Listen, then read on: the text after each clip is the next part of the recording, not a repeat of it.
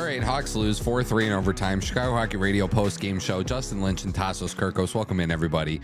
That was honestly, Justin and I was trying to pep his spirits up a little bit before we got going here because I know he was a little down about it. But, man, that was honestly, after watching this team get pumped and pumped and pumped again, like, that was one of the better hockey games that I've watched this season with them. I don't know. I'll just throw it over to you for a second before we delve in. But that was fun, man. I know they lost, but it is what it is.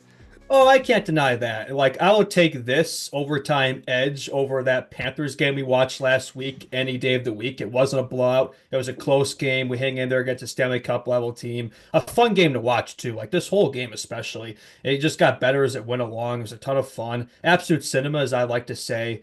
You know, sucks not to come away with it. 4-3 overtime loss, courtesy of a late penalty. We haven't seen that before on this with this team, have we? We definitely have not seen that. But still, at least good to hang in there. You know, yeah, the Oilers on a back-to-back, and we had 3 days off. But I thought it was a pretty good effort. Fun game to watch overall. But yeah, definitely a tough one to lose. Pretty devastating, I'd say. One of the most devastated I've been after a game, I would say, this season. Yeah. I'm sorry. You pick up the spirits. Pick up the spirits. We got a good post-game show here. Yeah. And honestly, man, like, I said it on today's show. I was like, oh, okay, the Oilers are in the second half of a back-to-back, and the Hawks have had 3 days rest. The Hawks should come out with, you know, the better effort and the better, you know, the more pace to the game and all these sort of things. And obviously, like, this Hawks team has never done what they were supposed to do this whole season. And lo and behold, they actually did it. And, you know, Lee has been like, hey, like, instead of 20 minutes, could we get like 40 minutes?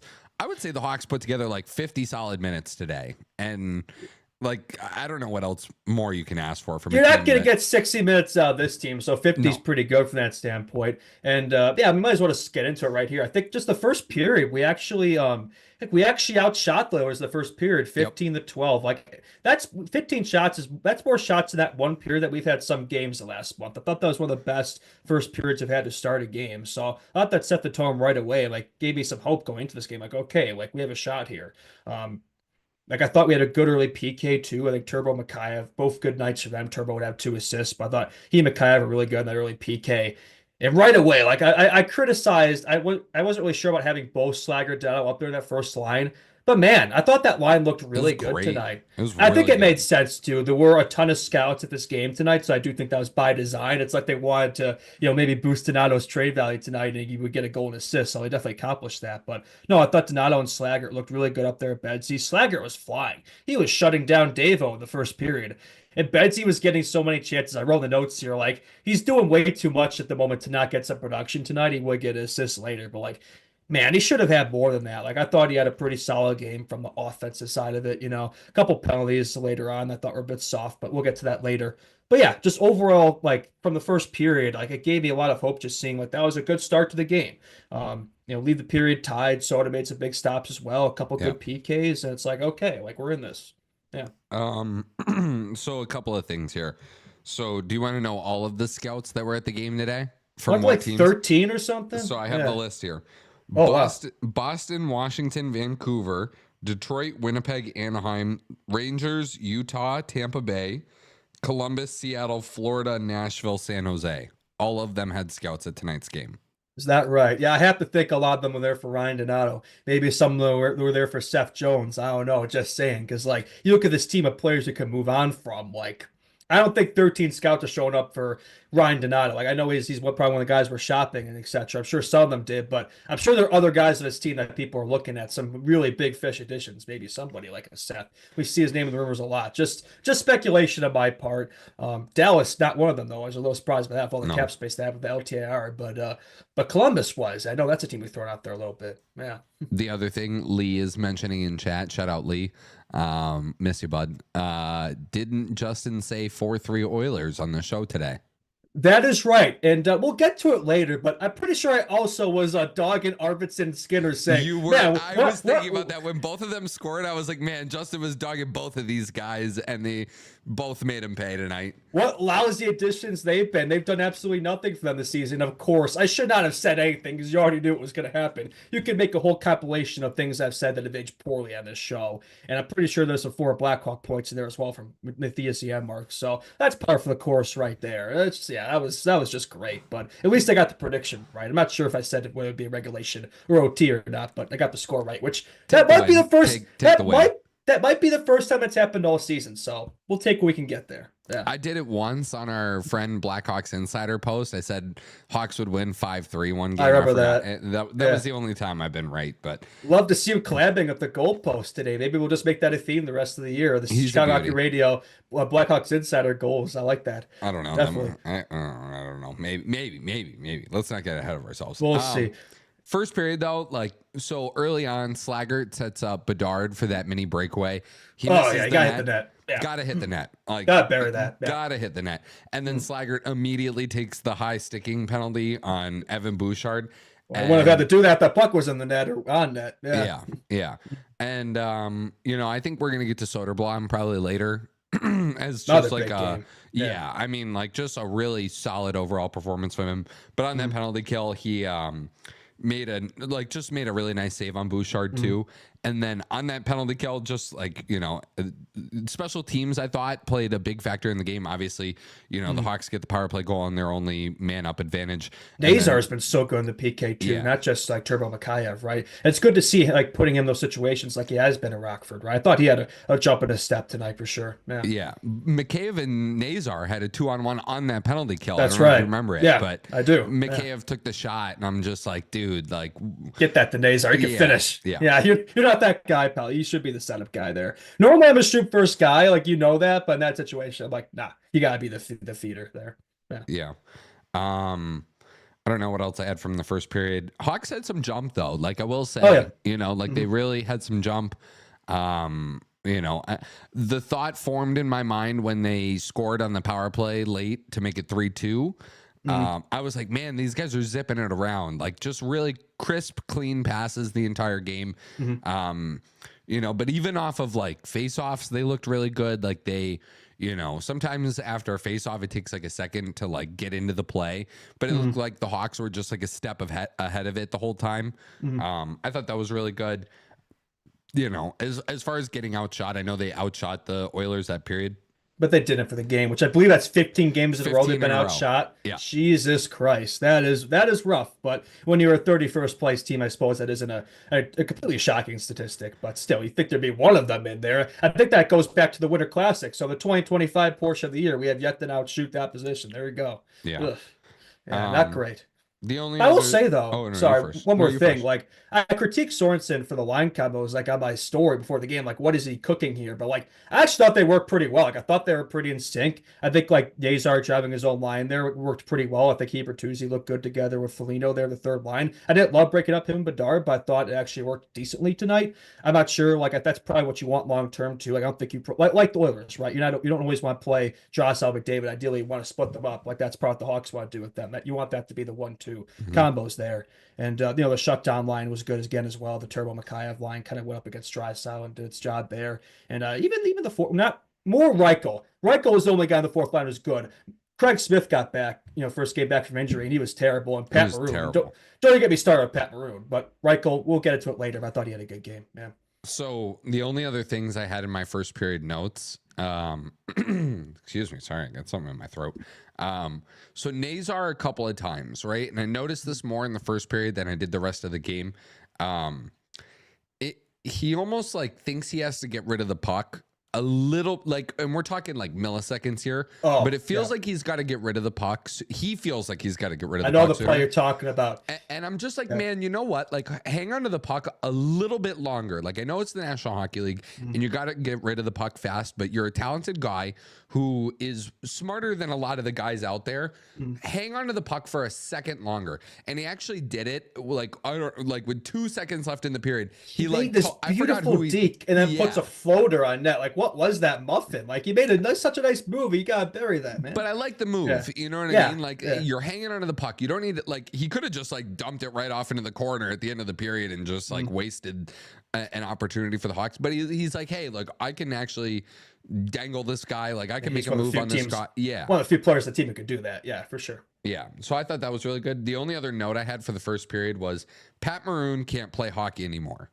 That Yeah, was no, all I had. That's all the notes on the said. ice, he provides absolutely nothing. If you're Nothing. acquiring Pat Maroon, you're doing it just for the vibes, for the locker room. Because on the ice, it's like that quote from the anonymous quote about Bettman. I don't even know what he fucking does. Like that's Pat Maroon on the Blackhawks. Like I don't know what his purpose here, what his role is outside of just being a mentor. Because that's like all he does. He's just a vet lugging up space here. Yeah. All right. Second period, Yeah, zero I think we zero. got to that Dickinson injury. That was rough. Yeah. I mean, Yeah. go for it. Would you? It looks. I'm not a doctor or anything, but no, that looks like a torn ACL, MCL there. He could be done for a while. Hope I'm wrong about that, but it sucks to lose him because he's such a good shutdown player there. And yeah, hopefully not though. We'll see. But yeah, that wasn't definitely a good start to the period for sure. Yeah. Brother, I won't lie to you. I didn't even really notice that he was hurt, and Really? Oh, you didn't see it? Did not even notice it. Probably a good thing you didn't see it. I never like watching that stuff. It always makes me cringe. I was lucky I never really had many major injuries when I played, and I still haven't. I've never broken a bone, by the way, or anything like that. Random segue, but yeah, hope Will Dickinson. We'll find out more. I'm sure it's funny. They literally just sent down Colton Dock before this game. I reckon he's gonna be on his way back up here because I think he's probably gonna be on IR. I'm just guessing there. Yeah. I won't lie. I didn't. I missed like the first 2 minutes of the second and the third period. Okay. Because I think it happened at the start. Yeah. Yeah, I just totally missed it. But I remember in the first period they were talking like, "Oh, Dickinson's gonna shut down Draisaitl. Dickinson's gonna shut down Draisaitl." He was, like, and then you lose how much him. Is Kyle Davidson paying you to say this to maybe up his trade value? And but I guess that's not going. That's not happening anymore. So yeah, it did feel like they were gassing up a little bit. Yeah, compared to last year, I'd say he hasn't been as good, but still not a guy you want to lose like that for long term. But and on the positive side, though, it does open up a spot for another young guy. If we get Doc back up here, so not to look at it like that, but he can't help but do that. Yeah. Yeah. I don't know. Do you want to do some Soderblom talk right now? I mean, I know like he lets in the short side goal to Arvidsson, who you were dogging on the show today, but like that's a snipe, dude. Like that's a snipe, dude. Like you can't do no goalie, Arvid Soderblom or anybody else is gonna really do anything about that. Yeah, not just this one. I wouldn't put these goals tonight on him. I think they're more lapses or just good plays from the Oilers. The one late, which is a bad turnover. But yeah, that one from Arvidsson, yeah, that wasn't on Soda. I thought otherwise he had another good game, and that's been par for the course for him. Glad they got him back in there too, right? I think definitely he should be starting most of the games from this point forward. He's been much more consistent compared to Peter for sure. Yeah. Yeah, I don't know. I thought Arvid was outstanding. Right after the Arvidsson goal went in, Draisaitl, I think, fed it over to Darnell Nurse, and he just Darnell Nurse had a wide open cage, and Soderblom somehow got across and saved that, and that was like he made a few big highlight reels. Was that the one where he made like 3 stops in succession, or something like that? Yeah, that was nuts. Yeah, no, he's had a few plays like that. He's very different goaltender from Mrazek. Mrazek's always like super into it, right? He's not always the most technically sound goalie. Come way out of his crease. Like Soda's the opposite. He's super calm, super composed. Like every movement is calculated. He's a very technical goaltender. I think that's I think this big part why the Hawks have shown this faith in him. I clearly saw something in him where it's like if he could figure it out, there's some potential there, and we're starting to see that for sure, pretty consistently this season. So good to see. Yeah, the other player I really took a positive from. I thought that was probably Lucas Reichel's best game of the year. Up there, yeah, not a ton of time too, but he took advantage of it back in that 4C role with Maroon and Smith. But he would answer obviously in that period. Nice kind of shot pass from Tavo. Good to see him bury that. That was such a huge goal. The Hawks totally needed that. It's like when the Oilers did score that goal, it's like we have been playing well, but like the rest of that period for the most part, you could tell they're caving in and they're kind of controlling the game. So that kind of gave us the momentum back and crucial goal to kind of get us back in it for sure. Yeah. You know who Reichel's on the ice with though when he scores that goal? Tavo, right? Tavo and Mikheyev, not Maroon and Smith. Not Maroon and Smith is the big point for me. It's like for sure. Almost like you should be playing him with Tavo more often. Maybe those two complement each other. I don't know. Just a thought. I mean, I've been saying that about the Hawks' fourth line. Like every time we kind of look at it, it's like, man, there's Reichel's on island. Well, yeah, not even. It's like, Reichel's not a fourth line player. I've been complaining about this all Yeah. season. Like playing in that position accomplishes nothing. It's stunting his development. He's not becoming a better player down there playing 8 minutes a game. It's like he's got to be playing in the top six with players like that's why KD brought in guys like Teravainen is to supplement these young players. Reichel should be playing for a guy like that more often. Yeah. Yeah. I'd like to see him get a run with some guys that aren't Pat Maroon and Craig Smith. Maybe some time with Frank Nazar. Has he even played the whole time Nazar's been up here? Has he even played with Frank Nazar? I don't think he has. And why? These are two young guys. You want to be a part of this core, the top six. Why should they not be playing together? I don't know. Why is a Nick Foligno there with Frank Nazar? Get Reichel with them. I don't know. What about a Bertuzzi Nazar Reichel line? Just a thought. I don't know. Try it out. This is the time to experiment and figure things out. And he should be getting those reps for sure. Reward him for his good play. Yeah, I thought Reichel was really good. And just my thing about him is sometimes it just feels like he's not super strong on the puck, right? And he loses it a lot, the puck control. Sometimes he's a little too quick with it. Sometimes you got to slow the game down, or sometimes I feel like he panics a little bit when he gets it. Tonight I didn't notice that, though. Tonight I thought he was really good. And, just making smart decisions, actually digging for the puck as opposed to just He's got better at that. He's the lazy forecheck that's just hey, I'm here, Last year he look was at me, Yeah. At least I'm in the corners, or at least I'm below the goal line. No, I'm actually going to dig for it. I'm actually going to try and get it to my teammates and create opportunities for them. I just thought he was really good tonight. No, you first. That's maybe one area playing in that 4C role has improved and rounded out his game a little bit from that standpoint. I do think his all-around games were better. His board battles and trenches, things like that. He was not that guy for that regard last season, but this year I think he's gotten better away from the puck for sure. Yeah, and that should benefit him in the long run. Yeah. Yeah. So I told you I missed the first 2 minutes of the second and the third period. So I walked into the start of the third period after that Reichel goal, and I'm buzzing. And it was not a good start. They collapsed to start that period. I don't what happened with the Jeff Skinner goal. That one, I'd have to see that one again. But to me, it just seemed like a bit of a defensive lapse to me, kind of similar to the third goal. The third one was much worse from that standpoint, brutal turnover. Yeah, it was. Yeah, we'll get to that one later, but it's funny. Arvidsson first, and then Jeff Skinner. The second I saw Skinner score, and we were dogging him a lot more than we were dogging Arvidsson, right? Yet clearly hasn't been the greatest fit there, but gets to the board today. They seem, I feel like I saw them out there a lot more, Skinner and Arvidsson. I don't know if they've always been utilizing them, or giving them his playing time. Maybe that's a big part of why their games they haven't been a great fit at them this season. But I should not have said anything on the show today because the second I said, "Oh, they haven't really been producing for Oilers," I knew it would come back to bite me, and that's exactly what happened. Yeah. So I'm watching it again. It looks like Seth Jones kind of gets beat a little bit there, just isn't in front of the net where he probably should be. And Seth Jones, Jeff Skinner does kind of get there first, left all alone.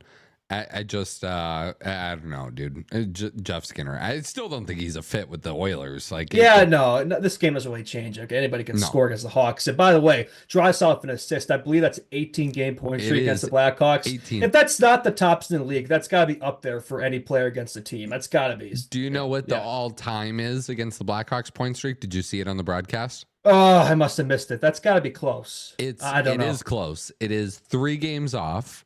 Ooh. Mario Lemieux has a 21-game point point streak once against the Blackhawks, and that is the all-time. I meant to take a picture of the guys in the middle, but I couldn't get to it in time. They switched it off. But Mario Lemieux has a 21-game point streak, so I didn't realize it was that long, dude.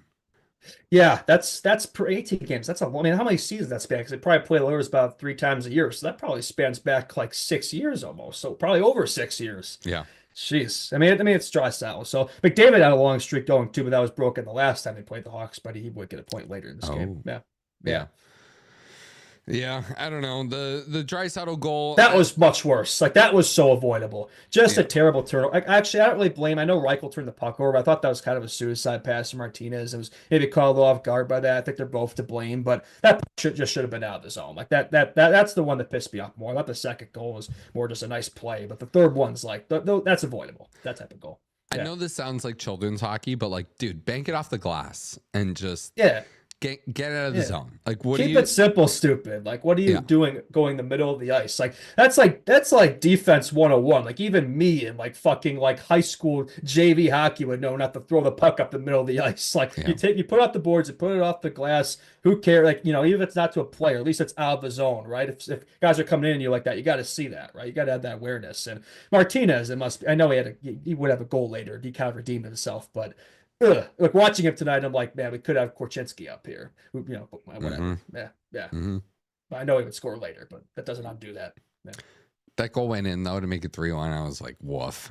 That's funny. I put in my notes like the Hawks have collapsed. I didn't say collapsing. I said collapsed, and they clearly took that personally because after that 3-1 goal, they woke up. They absolutely woke up, and I was not expecting it.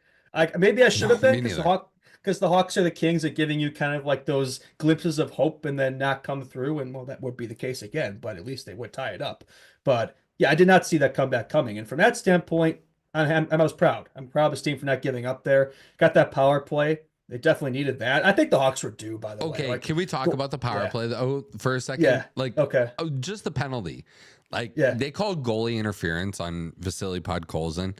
Like, I think you and I can both admit, as Chicago Hockey Radio analysts right here, I can admit it was a bad call. Soft. However, I think there are like two calls on Bedsy tonight, and maybe it's just me being a Pookie merchant, but I thought both of them were pretty soft, if I'm going to be honest. So I thought the Hawks were due for a phantom call, but that was a phantom call. Like that's what that was. It was a makeup call. They said that. They even Darren Pang said that on the broadcast. He was like, "Oh, like I think that's a makeup call for the Hawks because they haven't gotten one."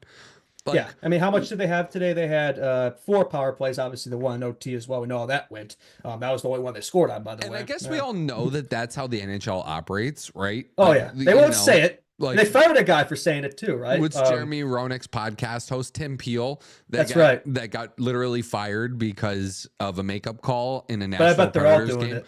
Yeah. Well, of course they're doing it. Like, of course they're doing it. If he got fired for just getting caught talking about, like, yeah, dude, of course they do it. Like, that's of course what happens. I just like, I think that was probably the first time that I've heard of it on a broadcast. Like somebody mentioned, admitted to it on a broadcast. Announcer, especially, no way they would not even breach that topic.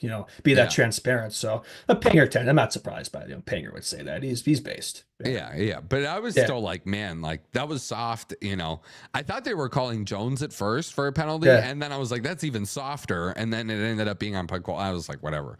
Yeah, well, Joe Pinger is a goalie too, so of course he's always going to be all over that. But he's right about that. It was definitely a soft one. But yeah, in terms of the power play, yeah, nice to see Donato get a tip and goal there. He definitely saw those scouts in the crowd, right? Again, assist later as well. Betsy point too, secondary assist that power play. So that already made the game half a win for me in Biak Beam's status. So, and yeah, it's like you could see it that the more was coming from that standpoint. The game just completely flipped. The momentum turned. The crowd was into it. Late game tonight. I'm not really sure what the schedule makers are cooking with that one. The TNT. Like this game started like fucking almost 10 Eastern time. Did I tell you? I didn't say this on the show. I said this to you before the game, right? Yeah. That I texted the CHR group chat. It's a 9:30 Central start. Okay, no, I didn't say this on the show. 9:30 Central start. It says okay, or 8:30. It started like 25 minutes after that. 8:30 Central start, and 8:54. I text the CHR group chat that I said something explicit that I won't repeat on the podcast, but I said like this game hasn't started yet, and then the puck dropped like moments after, but 25 minutes after, like you might as well start the game at 9 and just tell us you're starting the game at 9. The other thing too is like the weather's terrible here. It's a Wednesday. Like people have work tomorrow. Like classes. What are you doing? Like what are you actually doing starting this hockey game that late? I get it's the late game on TNT, and you had the Rangers Bruins earlier in the game. That absolute snooze fest of a hockey game. But like this game was first of all more exciting. Oh, this was much better. This should have been the tee off. Yeah. I know the Boston New York Rangers game took long. Thank you, chat. I understand that, but like they could have started the game. The other thing that we probably should have led off the show with. Wait, did we not talk about the bat? The bat flying around. How did we miss that? How did we miss bat talk? That's a problem. We start talking about things before the show. We forget what we said on the air and off the air. But I have not seen something like that in a long time at warm-ups. That was pretty hilarious. I thought that was kind of a bad omen though when I saw them. Like, well, shit, that's a curse, but maybe it'll lift the curse. And I thought when we were coming back there, it's like, shit, if we win this game, you got to like bring that back. That bat should have been like an honorary crowd member the rest of the season. But since we lost, I guess we can't say that anymore. But that was pretty funny to witness. Okay, so so we won't do too much bat talk. I will just say somebody DM'd us a video of the bat. Somebody that was at the game DM'd. Oh, I saw it. Yeah, he did. Me too. Yeah. I don't know. Kirk the Weatherman. I don't know what his actual name is. Shout out Kirk the Weatherman. I think that is his name. First name Kirk, last name the Weatherman. The Weatherman. He DMs and we'll put the picture and the video up on Friday's show.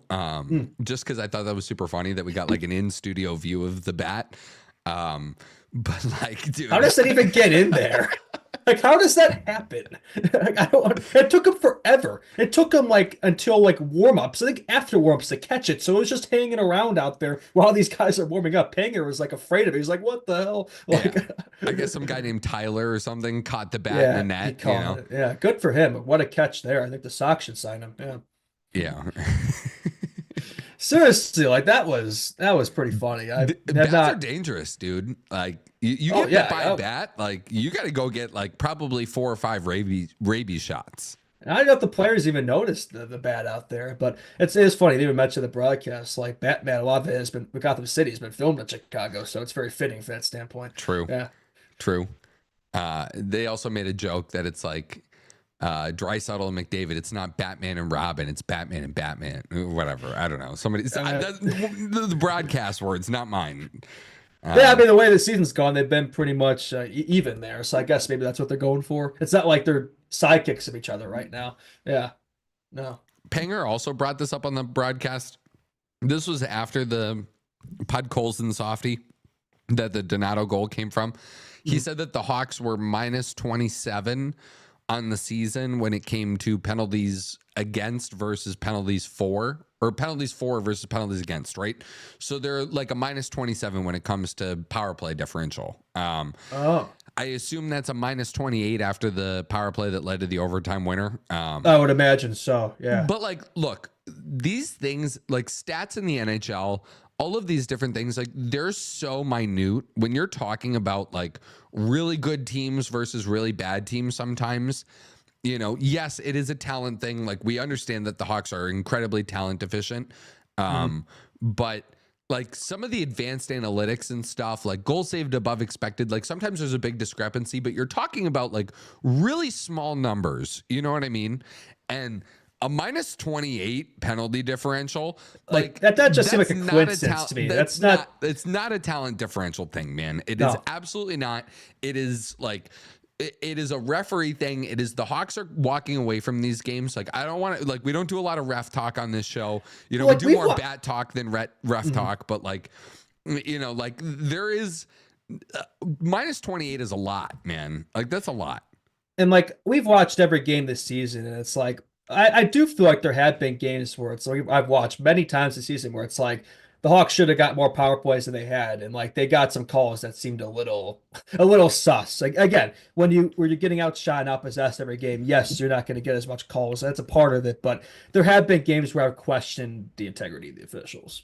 Yeah, I don't know. I just like I wonder if sometimes like the refs like don't even want to give the Hawks like any sort of leeway. You know what I mean? Like this team is bad enough, man. We don't need to be playing the Zebras too. They should be helping us. Historically, like I don't think a lot of people think of the Blackhawks as like this perpetual loser, right? Like think of this. Yeah. They think of a Hawks team like the Hawks get the Winter Classic and everybody like boo-hoos it, and it's like, oh, the Hawks have played every outdoor game. Like, I don't want to watch the Hawks play another outdoor game. Regional 6, big market. What do you meanwhile, expect? They want us to watch like the Carolina Hurricanes against the Anaheim Ducks in like Angels Stadium or something like that, and everybody's gonna wake up for that historic matchup. Yeah, and I just think that it's like a bit of I don't know, man. Like, I don't know what it is. Like, yes, a bit of it is like the Hawks are behind the play. A lot of the penalties are stick penalties, and stick penalties come from when you're a step behind the guy.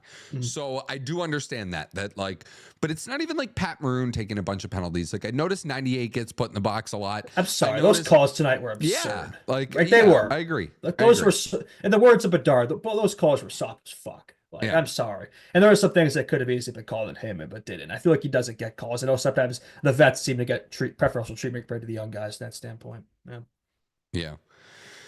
All right. How about the Alec Martinez? It was was good to awesome. see. Good to see him redeem himself. He definitely needed that after that brutal turnover there, or suicide pass, or you want to call it. Donato has the assist there. Multi-point game for him. Increases trade value. Give me that second round pick. Yummy, yummy. I like the sound of that. Hopefully, I'm not being delusional there. But yeah, all of a sudden, boom, tie game, and we head to overtime, and it's like, well, shit, like this game really picked up there. I mean, I thought it was a good game before, but I mean, definitely a much more exciting game than I expected for this late of a tilt for sure. Yeah. Okay, so a couple of things. One, I told you that as soon as the Draisaitl 3-1 goal went in, I was like, all right, pack it in. You thought it was over, and they took that personally. I thought it was over. And then as soon as the 3-3 goal went in, like, look, I said this to Justin before. I am the least Blackhawks fan out of the three of us. I was like standing up, like cheering for the team. Like I was so upset. Like when the clock was winding down, there's like a minute and 2 minutes left. I'm like, man, do not let in a goal to the Edmonton Oilers. Yeah, just get it past 60 and take it from there. Get it to overtime. Like we're a team on the playoff bubble, like needing a point, like a loser point, no matter what. I'm like, get this thing to overtime, and then the overtime penalty happened, and we can get there, but. The second that overtime penalty happened, I already knew the result. Like I knew it was over. One thing about the Bedard goal, and actually somebody asked us in chat, or the Martinez goal, how did Bedard not get a point? Yeah, I thought, because did he win a battle that led to that? So I'm not sure. He threw it right over to him. It was Donato that did, but I thought he won the battle, got Donato, and then Donato got to Martinez. But maybe an Oilers stick touched it beforehand. But I kind of thought he would get a second assist there too, but he didn't. I have to watch it again though. Maybe I missed that. Yeah. Yeah. Oh, somebody in the chat is coming with the same thought that I had about the too many men on the ice call. Okay, so let's do the overtime. Oh, they're probably blaming Bedard because that's the easy thing to do. One person did, not many people. One person. By the way, there's another thing I got to say. This is the second consecutive nationally televised game, and Mr. Career 4-flight enforcer plug Paul Bizinet had some nice things to say about Bedard there. Blaming him basically for a lot of the deficiencies in the second period, in the back check, etc. It's like it feels like all these guys know how to do is talk about Bedard. Like that's all there's nothing else to talk about this Hawks team with these guys, so that's the only player that comes to their mind, and so everything is his fault. Well, do you know what that is though? Like these guys aren't watching. Like you and I, they're not watching every game. You and I watch every game, and whoever exactly, they're not watching every game, right? So when you're trying to cover every team in the league, like we do with the NHL Hour, like we don't watch every single game. So we're not going to be as team in the league, right? Other teams. So when we're talking about like the Morgan Frost, Joel Farabee trade, right? Like maybe we don't know exactly what's going on with Joel Farabee and Morgan Frost, right? Yeah, like fair enough. So there's like different nuances to it. So like when somebody who doesn't cover the Hawks, like we've been covering them for the last 4 months, tries to talk about it, that's the only talking point they have. They can't give you an articulate description of Ryan Donato and Alec Martinez and TJ. You know what I mean? Like they can't, because they haven't been watching as closely as we have. You know what I mean? I guess I understand. I'm looking back at the goal now. I guess I understand why they didn't give Bedard a point, but I don't know. Whatever, man. Like, I don't know, dude. They don't want to have his cookies. Yeah, I don't know. Dude, Bedard probably walked into I don't think he's this kind of guy, so I don't even know why I'm saying this, but like, I can imagine him after a 4-3 overtime loss, like going straight for the score sheet. Give me my cookie. Yeah, give me my multi-point game. 31 assists, 15 goals, 31 assists. That is the stat line of all time right there. Yeah. It's more than double the amount of apples. How about that? Okay, so it gets to overtime. And Teravainen jumps. Okay, before we even get to the penalty for the overtime, it's a two-way street. Like Betsy probably could have gotten off. McDavid Draisaitl Bouchard against Bedard, Nazar, Jones. Absolute cinema. I mean, I thought they held their own. Honestly. Like it was a pretty even affair. They did. They did. Yeah. They had a few chances there to finish it, but unfortunately couldn't couldn't quite seal the deal there, unfortunately. But Yeah. I was watching that like the first minute of overtime before the penalty was called, and I was like, dude, like if you're gonna teach these kids like Bedard and Nazar by like throwing them into the fire, like that is the definition of throwing them into the Yeah, fire. but David Draisaitl, are you kidding me? Like Yeah. it doesn't get any harder than that. So I think that's good. Like that's a learning experience. Like that's what this is all about this season. So I think that's a good, definitely a good experience for those guys for sure. You think Yeah. Bedard should have been skating a little harder to the bench in the penalty? Yeah, like he probably should have, but he'd also been out there for like, I don't know, minute 30, and like Yeah. Tavo definitely jumped. Like I put more blame on Tavo there, to be honest. Like, and he's the guy that touched the puck too. He So, knew he jumped a little bit too. he knew it. Like, yeah, I mean, it's a two-way street, but I put more in him. It's the guy coming on. Like the guy know when to come on, right? Yeah. Yeah, and then once, like you said it, like once it It was done. it's Like done. this is Oilers 4-3 power play in overtime. Are you kidding me? Like there's nothing you can do about that. They made it a decent way. It's probably longer than I expected, but yeah, Zach Hyman, courtesy of I just thought about like, oh, McDavid hasn't done anything tonight, and he has, of course, has a game-winning assist. But I think Bedard still has. I think he has 5 points. McDavid has 4 in their all-time matchups. So just gonna throw that out there. But McDavid's also one more. But man, who cares about that, right? I would almost argue that 4-on-3 is like, I don't even think this is a hot take. 4-on-3 is easier to score on than 5-on-4. Oh, yeah, more time and space, less players in the ice. Yeah. 4-on-3s feel almost automatic. Like if you can't score a 4-on-3 in overtime, you don't deserve to win the game. Yeah, I agree. Oh, that sucked though, man. Like that, like I knew it was I knew it was coming. It wasn't a shocker. Like I saw the note before the goal even happened, so I was like, well, there it is. But yeah, it's definitely it's one you want to come away with, yeah, for sure. The only other, like, I guess I had some big points on the game. Let's start with positives first. I thought Ethan Del Mastro was awesome tonight. Like, Good to see him get back in the lap. I don't even think he should have been scratched to begin with. He's been playing well, but no, I mean, I would have liked to have seen Allen in there as well over somebody like a Brody or a Martinez. somebody whose first name begins with TJ. Yeah, I know what the TJ and TJ Brody stands for. I have no idea. Okay, but I just thought, okay, so TJ Brody stands for Thomas James Brody. In case you were wondering. You learn something new every day. Okay. I'll be calling him that from now on, every time I slander him. Thomas James. All right. No, I just thought Del Mastro was really confident with the puck. Really strong on the puck. The only thing that was the issue was that he's playing with an anchor in TJ Brody, who's just like playing on his offhand. And I'm about to sneeze here. Hold on. But I thought Del Mastro was really, thanks. I might not now that you said that. I just thought he was really confident with the puck, really strong on it, made some smart decisions with it. Like he's not looked at a place up here at all. No, where like I criticized Nazar, even just like, we're talking about the first period here, that I thought Nazar had this issue of like not hanging onto the puck long enough. Del Mastro is like, you know what? Like, hey, I'm going to hang on to it. I'm going to make some moves. Like, I'm going to make some plays. I'm going to dig a little bit. And I loved it, man. Like, that's the confidence that you want of a guy that takes the step from American Hockey League to National Hockey League, right?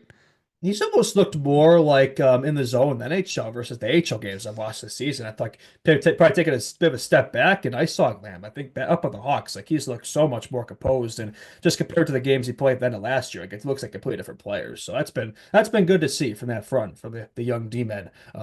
But by the way, Lepshidov was sent down too in addition to the Colton Dock. So that must have been the quickest like call up in the history of just a couple practices and boom, you're back down. But, I think they listened to today's episode of I think Kyle Davidson listened to today's episode of CHR and was like, hey, like these guys are on to absolutely nothing. Like Colton Dock, you think he's playing good, we're sending him down. Artem Levshinov, I made the hot take that he should play in the game against Nashville on Friday, or God forbid St. Louis on Saturday too, and they send him down right away. And he was like, oh, these guys think they're cooking? Nope. I think Colton Dock has been. Like we knew the left shot one was expected. I wasn't shocked by it, but the Colton Dock one, really? I know Smith was activated, so you got to send somebody down, but I don't know about that. I think like I said, I think Dickinson, if he's out for an extended period, I think he's going to be back up here anyway, because I don't know who else in that forward core you call up here, but I don't know. I got 4 points in 11 games. I thought he looked really solid. A couple scratches though, so it's like if you're not going to be playing him, then I guess he'd be better off, playing top line minutes in Rockford. But I don't know. I thought he'd been playing solid like Slager, so I don't really get it. I don't get it. Yeah.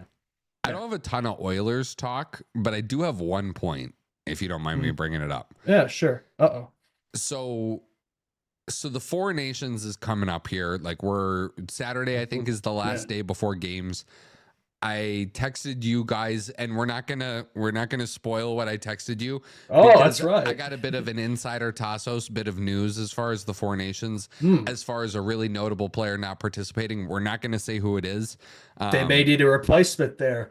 Well, Calling Connor Bedard. I'm just kidding. No. So but I did get a bit of news today. I'm not going to break it on the show because I'm not that kind of fella, or we're not that kind of show yet, frankly, where I feel comfortable breaking a bit of news like that I get. But no replacement has been named for Alex Pietrangelo yet. Oh, we're bringing this back to Evan Bouchard. I think if you name Evan Bouchard as the replacement, please do. Yeah, I mean, like, dude, as an American, do it. After watching that game tonight, I was like, Lee already knows the news. He's telling me to break the news. He already knows it. He's such a Dave Draisaitl merchant, secondary assist. Yeah, but like he's got an offensive touch, but he can't defend. Tell me if you don't agree with me though. After watching that hockey game, how do you not want Darnell Nurse on your team over them? And frankly, I would choose neither of them. I would choose probably Drew Doughty, who's played 4 games this season. I would pick him over those two anyways. But if I'm picking an Oilers defenseman to replace Alex Pietrangelo, I'm picking Darnell Nurse. I'm not picking Evan Bouchard. Yeah, I mean, Nurse hasn't really impressed me that much either. I think he makes, Seth Jones look like Cale Makar, but he has had better seasons from that standpoint. So, but I mean, he's probably more solid from that front all around than Bouchard, but Bouchard does provide. He's got that bomb, but that's kind of like when I think of Bouchard, that's what I think of. He has the slap shot bomb, racks up secondary assists in the power play, the Edmonton power play merchants, and that's his game. Otherwise, he can't defend. Like that's what I think of Bouchard.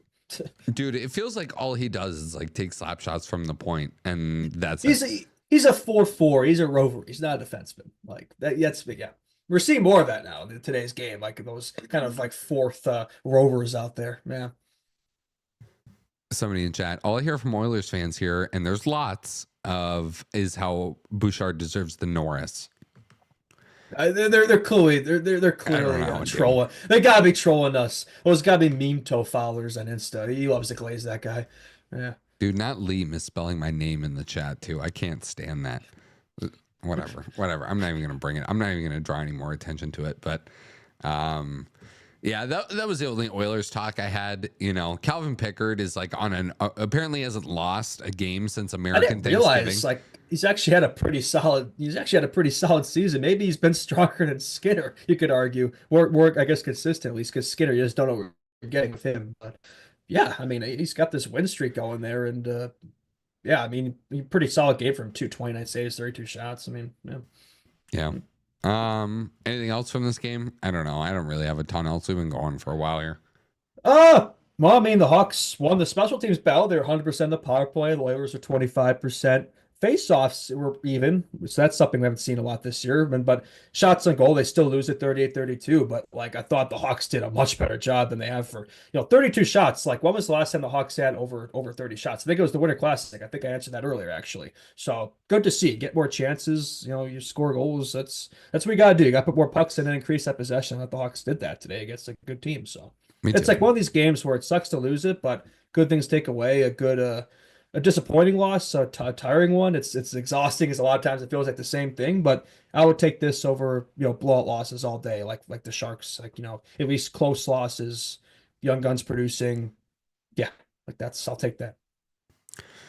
Yep, I just it would have been nice if they'd gotten it done in overtime. I don't know. Yeah, no, I agree for sure. Definitely anticlimactic ending. And yeah, now we get the Tank Bowl next on Friday against the Predators. Hopefully we can come away with that one. Lee's asking us to keep the show going. Lee, why don't you join, brother? Why don't you hop in the show? Dude, it's like 1:30 Eastern time, buddy. Somebody, can we do loser talk? Any of you have an eye on someone for the late first round pick this summer? Come on, we're not doing this right now. I'm not doing Jake O'Brien guy from the Brantford Bulldogs, teammates of Nick Lardis, who has 49 goals in 48 games, and Marek Van Acker. Yeah, I'm not doing. You're not a prospect guy at all. No, I am a prospect guy, but I'm not doing 2025 draft talk at almost midnight. It's 12:30. Almost. It's 1:30 in the morning Eastern time for Justin. Yeah, I think I have a class in 8 hours here. Yeah. Oh my God. Do you actually? Yeah, I do. I have like a 9:55 or whatever. Yeah, I don't know. I kind of want to drop this news that I got, but I'm not going to. I'm not. We've been teeing it up for so long here. Maybe just give a hint or something. I don't know. Leave them with something. Well, I mean, any hint is going to give it away. Well, I think they know that he's injured. We just don't know the timeline. Okay. Well, you might have just. All right. I don't think. Okay. So I heard today that Sidney Crosby is not going to be playing in the Four Nations. So. Ooh. My God, that's Connor Bedard's music. I heard today he's coming with a steel chair. I heard from somebody who's close with the Penguins that Sid's out 4 to 6 weeks, and that timeline will not put him on track to be back for. Yeah, I didn't tell you guys though. It was 4 to 6, but yeah, that's longer than I would have. I was just thinking like I spoiled it. Sorry, guys. Oh boy, well, we'll hear that tomorrow or soon. Yeah, yeah, that was the thing. Like, I don't know when we're gonna hear it. And to be honest with you, the person that told me the news joked about me saying it on the podcast. I was like, you know what, dude, I'm not gonna do that. And then I just did exactly that.